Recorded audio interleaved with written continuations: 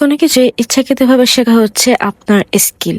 আর কোনো কিছু আপনি নিজ থেকেই পারেন বা শিখে ফেলেছেন মানে ক্রিয়েটিভিটি। আর সেসব ক্রিয়েটিভিটি আমার মনে সবসময় উদয় হয় রাতের 2টা কিংবা 4টা বাজে। গভীর রাতে বিশ্ব জয় করে ফেলার মতো ইচ্ছা। যাই হোক, ঘুমাবো এই টাইমে মনে হলো অনলাইনের কুচি চাদর গুলোর মতো দেখি বানাতে পারি কিনা, হয় কিনা। কারণ কিভাবে কুচি ধরে একে একে সেলাই করে বা মাপকাঠি ঠিক রাখে, সত্যি আমি কখনো বানাইনি, কাউকে করতেও দেখিনি। আমার আবার একটা অভ্যাস আছে, মাথায় কিছু ঢুকলে সেটা কোনো না কোনো ভাবে করতেই হয়, সাকসেস না হলেও করতে হয়। বাট আলহামদুলিল্লাহ ইউটিউবে ভিডিও দেখা ছাড়াই আমি এটা করতে পেরেছি। আর এটি করতে আমি বেশি কিছু করিনি, সাইড থেকে কুচি যতটুকু দেওয়ার ইচ্ছা ততটুকু কেটে নিয়েছি। এরপর ভিডিওতে দেখানোর মতো এক এক করে কুচি দিয়ে সেলাই করে নিয়েছি। যেহেতু এক্সট্রা কাপড় দিয়ে কুচি দিইনি, তাই কাপড় এনাফ ছিল না, সেজন্য আমি বেডের ভিজিবল কর্নার গুলোতে কুচি দিয়েছি আর অফ সাইডে দেইনি। ভাবছি এক কালার সবগুলো চাদরের মধ্যে কুচি করে ফেলবো, কারণ এক কালার গুলো খুব মরা মরা লাগে বিছালে। কুচি থাকলে একটু ডিজাইন হবে, সুন্দর লাগবে। এতগুলা চাদর জমেছে, কখন বানাবো আর কখন আপনার সাথে শেয়ার করতে পারবো জানি না। এখন আমাকে বলেন, হুট করে আসা বুদ্ধির সাথে সাথে কাজে লাগানোটা কি ভুল হয়েছে? যদি ভাবতেই থাকলাম, আমি জানি সেটা কখনই করা হতো না।